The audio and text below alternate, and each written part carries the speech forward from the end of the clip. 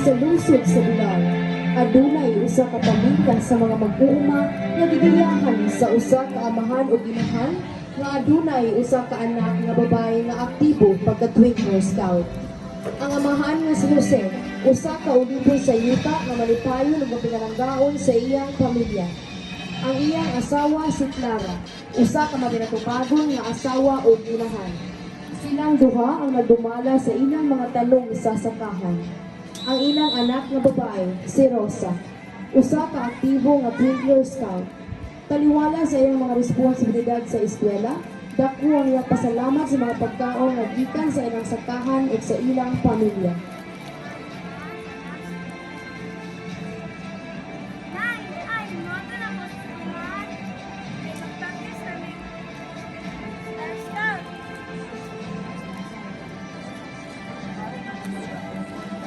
Sa iyang papel, isip Twin Girl Scout, aduna siya'y pinakasuod nga higala nga usa-usab ka aktibo nga Girl Scout.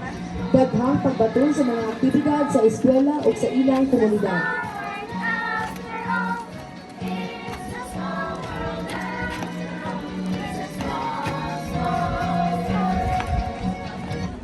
Si Rosa o uban ang iyang higala nga si Ana. Sila usab-usa ka mga bansang Star Scout.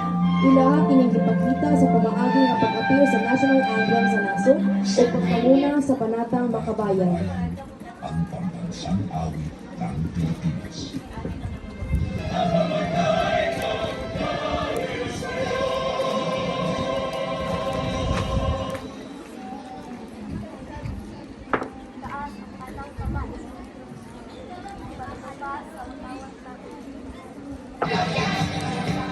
Karon nga Junior Scout na si Rosa ug Ana, aduna sila event entitled The Evolution and Impact of Cleanup and Tree Planting Efforts.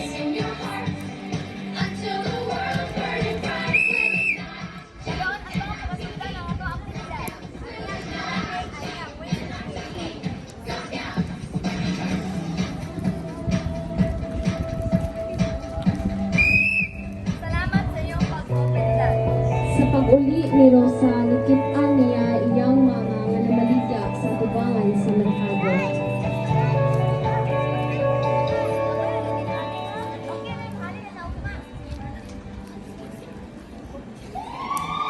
Sa tuig na 2019, nagsugod ang pandemya nga gitawag og COVID-19. Gitagamtam sa mga lumad na mga lumuluko sa lungsod ng probinsya sa Bohol. Isip isa ka aktibong senior staff, ipangunahan nila Rosa ug Ana ang pagtabang sa mga bulanan sa panahon sa COVID-19.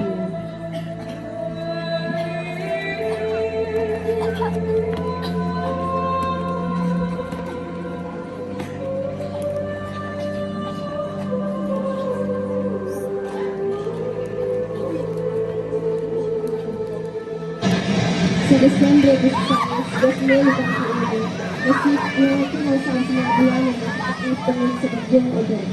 Bilang buwan ng sinabi sa mga bulanan ang walay kurente o kakulangan sa tubig sa ubang lungsod.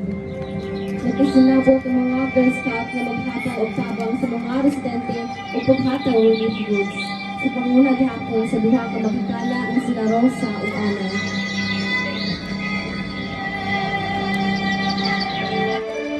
Sa tuig 2024, nabalik ang kahiusa mga Girl Scouts sa lungsod sa Valencia nga gitawag og 75 years Empowering Girls and Young Women Celebrating Our Legacy, Inspiring Our Future. Ipangunahan ni Sara Duterte parehada ng ilang mga nagpapala isip isang aktibong Girl Scout probinsya sa Bohol. Si Rosa ang nagbalang si Ana ng isa ka OFW sa California, USA na nagkaniusa sa pagbalik sa higala ng si Rosa. Sila usa ka makanunuyang Girl Scout karon ginan na nato isip usa ka maayong nga doktor o abogado.